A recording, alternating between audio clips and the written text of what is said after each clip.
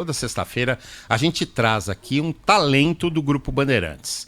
Nosso casting é um dos melhores do Brasil e o que não falta é talento. Então não precisa ser só de sexta-feira, a gente podia trazer todo dia um talento da Band para conversar aqui com a gente. E hoje a gente tem o prazer de receber no estúdio aqui do Manhã Bandeirantes o Ricardo Capriotti, que é o chefe da área de esporte aqui da Rádio Bandeirantes, mas acima de tudo, repórter no Dia do Repórter, né, Capri?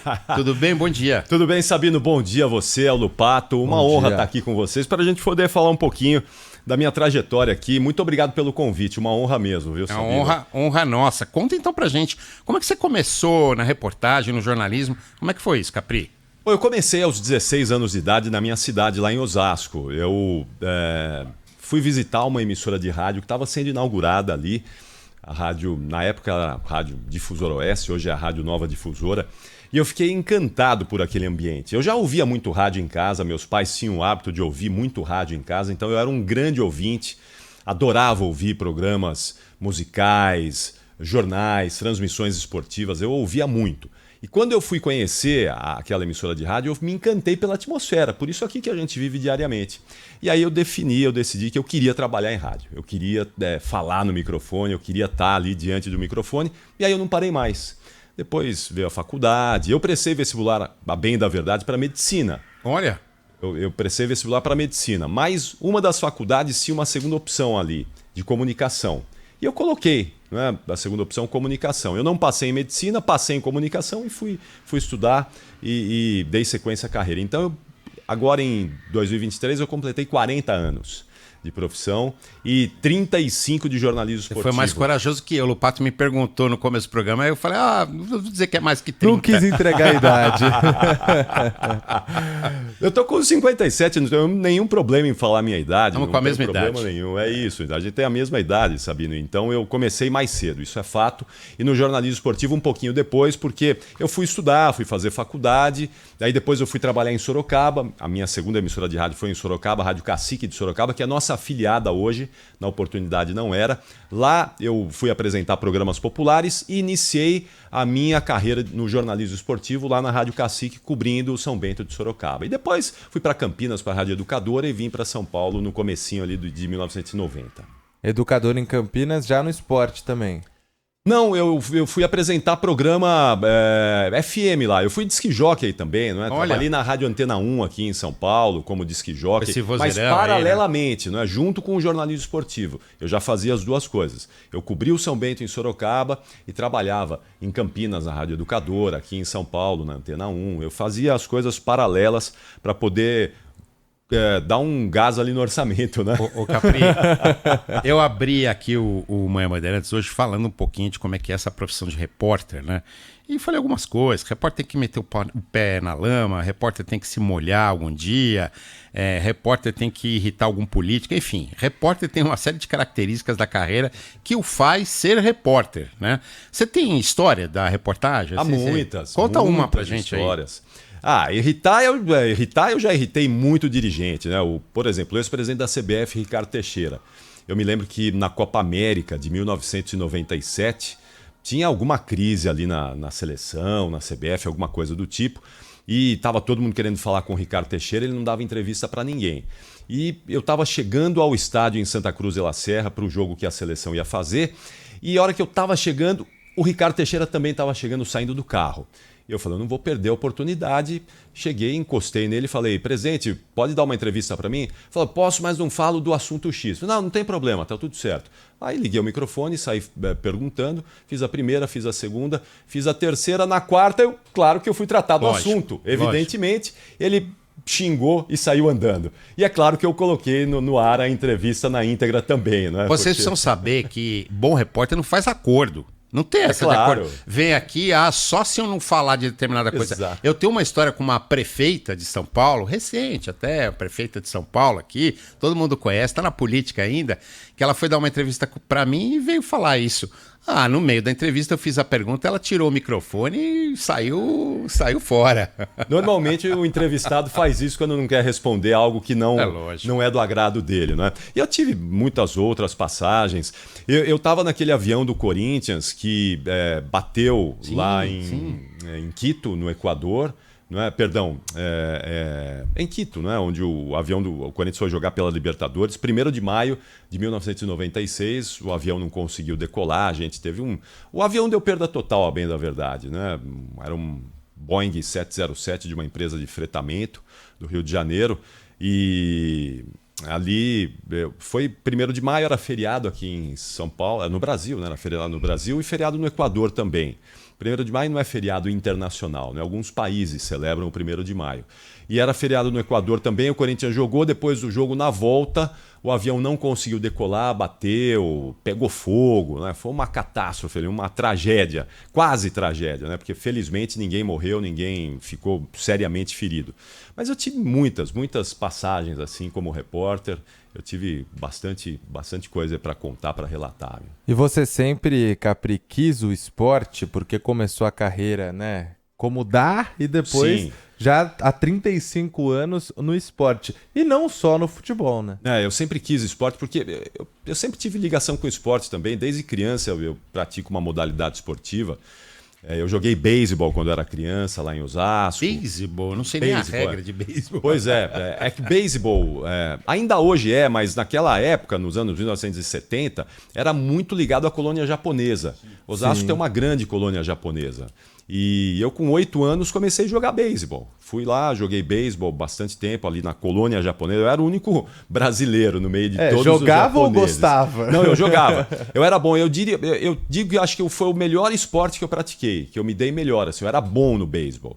Eu era bom mesmo. No futebol, não. Futebol sempre fui perna de pau. Depois fui jogar basquete no Continental Parque Clube, que na época, nos anos 70, era um baita time de basquete.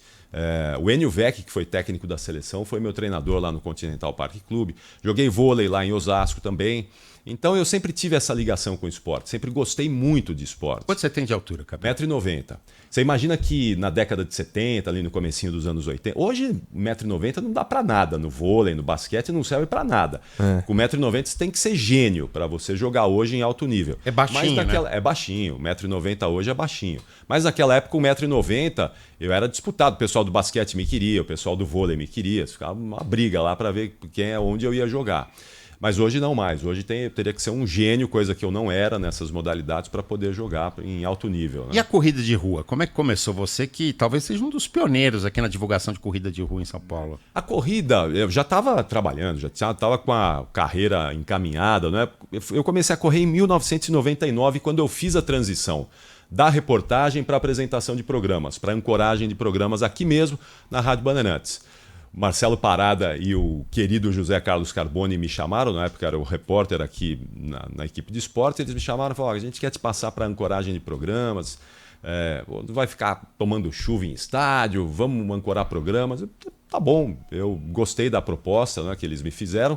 Isso foi no comecinho de 99 e eu tinha uma herança genética e também uma herança do meu tempo de reportagem, de ficar muito tempo em pé atrás dos gols, em jogos de futebol, cobrindo treino. Eu tinha muitas varizes nas pernas e me dava muita dor isso. Eu fui operar as varizes, tirei as varizes e perguntei para o médico: o que eu preciso fazer para não ter mais varizes? Eu não quero mais ter esse problema, que isso aí me perturbou muito, me atrapalhou. Falou: caminha meia hora por dia que você nunca mais vai ter varizes. E eu comecei a caminhar. Ali perto de casa, eu saía para caminhar no quarteirão, tinha um parque perto de casa, às vezes eu ia até o parque. E das caminhadas para os trotes foi um passinho logo, assim, 4, 5 meses depois eu já estava dando uns trotezinhos, a hora que eu vi eu estava correndo. Corria na rua lá 10 quilômetros e aí eu não parei mais. Aí foi até hoje. E aí, Capri, você também depois começou a incentivar outras pessoas, né? Hoje você tem um trabalho muito legal com a Capri Run e muitos ouvintes, né, que também mandam, que começaram a correr porque ouviram você aqui também no Fôlego da Rádio Bandeirantes. Sim, acho que esse é um... O jornalismo dá essa possibilidade para a gente, né, de poder interferir positivamente na vida das pessoas. A gente trabalha aqui com Hard News todos os dias, a gente trabalha aqui levando notícia, informação, mas acho que essa interferência que a gente tem o poder de fazer na vida do ouvinte, do telespectador, enfim, de quem está recebendo a mensagem, ela é muito gratificante. Então, Então é isso, eu recebo mesmo muitas mensagens porque, não por minha causa, mas porque a gente tem um time ali de colunistas do programa, de gente muito qualificada, de médicos, de treinadores, fisioterapeutas, nutricionistas, gente que leva informação de qualidade para o ouvinte e que motiva. Né? A gente sabe que numa cidade como São Paulo, se você não tiver alguma coisa para você poder extrapolar a tensão, o estresse que a gente vive no dia a dia, a chance de não dar certo é grande. De a gente ter um problema de saúde é muito grande. E o esporte, a prática de uma atividade física, minimiza esse impacto, traz uma redução nesse impacto. Então as pessoas sabem disso. Quando ela vai no médico, o médico fala, olha, faz uma caminhada, muda o seu estilo de vida. As pessoas sabem disso. Eu não preciso falar semanalmente lá no Fôlego. O que a gente faz é exatamente incentivar que ela dê o primeiro passo, que ela saia do sofá, saia da cama e vá dar o primeiro passo naquilo que ela gosta de fazer. Porque também não adianta a pessoa ir correr se ela não gosta de correr. Ela precisa descobrir a modalidade que dá prazer a ela. E muitas vezes é essa descoberta que falta. Não é? É uma dança, é uma luta, uma arte marcial, é um esporte coletivo, é alguma coisa na água, na piscina, mas ela precisa descobrir esse primeiro passo que a gente dá sempre para o ouvinte. Você falou em prazer ao correr, qual que é a prova mais gratificante, a prova que você nunca vai esquecer que você conseguiu completar? Foi a Maratona de Nova York, certamente, porque eu comecei correndo também com o sonho de correr a Maratona de Nova York. Quando o repórter eu via a largada da maratona lá em Staten Island e o Frank Sinatra cantando New York, New York. Eu ficava olhando aquilo e falava, esses caras são malucos, né? Porque eles vão correr 42 quilômetros, vão sair de Staten Island, vão lá para o Central Park, 42 quilômetros, não faço isso nem de carro. Como é que os caras vão fazer isso? Eu nem imaginava correr. E aí quando eu comecei a correr, eu comecei a relembrar essas cenas aí de Staten Island, do Frank Sinatra cantando New York, New York. E eu então fui prorrogando esse sonho e eu consegui realizá-lo em 2016, quando eu completei 50 anos e 25 anos de casado. Né? Eu comemorei essas datas aí emblemáticas para mim lá, correndo com a minha esposa, que ela corre também a Maratona de Nova York. Então essa é a mais marcante para mim, né? Tem todo esse simbolismo. Você apresenta, junto com o Pretzel e com o Capelani, o Esporte em Debate. Sim. Todo dia. Eu queria o bastidor desse programa, porque eu ouço todo dia. E eu rio a beça com vocês, brigando. É a gritaria boa, né? Poxa, é legal ali. É de verdade aquilo, Capri? Vocês combinam? O que não, é a gente não combina nada. A gente, nem os temas a gente combina. A gente entra no estúdio já com um improviso total, exatamente para ninguém ficar ali já se cercando ou ficar já ter alguma coisa prévia. Então a gente não combina nada. Cada um traz os seus temas na hora ali e acho que é uma química, né? A gente conseguiu ter 3 pessoas ali que combinam bem, que tem uma química bacana. E você sabe que isso que você está dizendo é interessante, porque eu tenho amigos que eles falam para mim, eu chego em casa, eu paro na garagem, eu não consigo sair do carro. Já aconteceu comigo. Eu fico da garagem ouvindo lá, porque eu não consigo sair do carro ouvindo vocês. Mas não tem, né? Acho que foi uma coisa natural que foi acontecendo ao longo do tempo e a gente conseguiu montar um trio aí que tem uma química bacana, que cada um com as suas características, a gente vai levando esses debates aí toda noite. E é bom a gente lembrar que o Capriotti é um dos repórteres esportivos mais premiados do Brasil. Quantos prêmios? Prêmio CESP, né? Não pode mais ganhar, viu? Ele não pode mais ganhar, Sabino. A CESP é o troféu mais tradicional aqui no Brasil, não é? Da Associação dos Cronistas Esportivos do Estado de São Paulo. E esse troféu ele já existe eles comemoraram agora 40 anos, desde 1984. 40 anos de troféu. Inclusive, nós fomos homenageados no jantar do final do ano passado. Então, na regra desse troféu, quem é premiado por 10 vezes é jubilado, não pode mais ser votado. E eu fui votado uma vez como repórter e 9 vezes como apresentador. Então, para mim, é uma honra, né? Estar numa galeria aí, ao lado de grandes nomes do jornalismo esportivo aqui de São Paulo. Você tem lá Kleber Machado, Galvão Bueno, Juca Kfouri, Milton Neves, Vanderlei Nogueira, grandes nomes do jornalismo esportivo que fazem parte dessa galeria, no Mauro Betting, Mauro Naves, Cláudio Zaidan, nosso companheiro que entrou agora também para eles chamam de hall dos jubilados, né? Então, para mim é muita honra, né, poder fazer parte de uma galeria como essa, né? Capri, esse ano, no dia 1º de janeiro, eu acompanhei a largada da Capri Run, que você criou já há bastante tempo e que vai 10 ganhando anos. força e força a cada ano. Sim. Como que você teve essa ideia? E é tão bacana, né? Encontrar os ouvintes, encontrar pessoas que são apaixonadas pela corrida. Hoje você tem também nas suas redes sociais, né? Uma força para divulgar isso. E como que tá crescendo? Foi a maior Capri Run de todas? Foi a maior. Isso aí, na verdade, surgiu como uma brincadeira, porque com os ouvintes do programa. Eu, no dia 1º de janeiro de 2014, eu fui correr lá na Avenida Paulista sozinho. Eu acordei cedinho e fui correr lá na Avenida Paulista. Só estava sozinho, corri lá meia hora na Avenida Paulista, 1º de janeiro de 2014, e aí no fôlego seguinte eu contei isso no programa.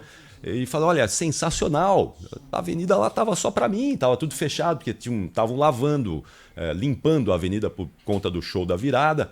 Então estava fechada a Avenida Paulista, eu corri no meio da avenida literalmente sozinho. E eu contei essa experiência e alguns ouvintes falaram, vamos repetir o ano que vem, vamos lá? Vamos. Aí no ano seguinte, 1º de janeiro de 2015, eu estava lá com mais 15 pessoas. E corremos ali, saímos para fazer uma corrida de 10 quilômetros. Saímos ali da Paulista, vamos até o centro e voltamos. Aí eu contei de novo no programa, mas alguns falaram, vamos repetir o ano que vem? Vamos. Aí, 2016, tinham 50 pessoas. Bom, o resumo é que esse ano a gente tinha lá quase 1.000 pessoas na Avenida Paulista e seria muito legal, eu já falei isso no Fôlego, né? Seria muito legal se fosse uma coisa oficial, mas infelizmente não é e me preocupa, porque já é uma quantidade grande de pessoas.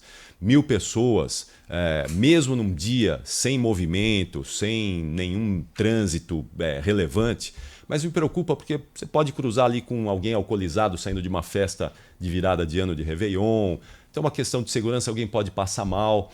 Então, esse ano lá na Capri Run, depois da corrida que a gente fez, eu falei para as pessoas, olha, se nós não tivermos um envolvimento aqui do poder público para pelo menos fechar aqui as ruas para garantir um mínimo de segurança, a Capri Run vai acabar aqui, vai ser a última edição da Capri Run, porque eu não quero correr esse risco, né? Não posso oferecer às pessoas que vão lá esse risco, porque seria uma irresponsabilidade.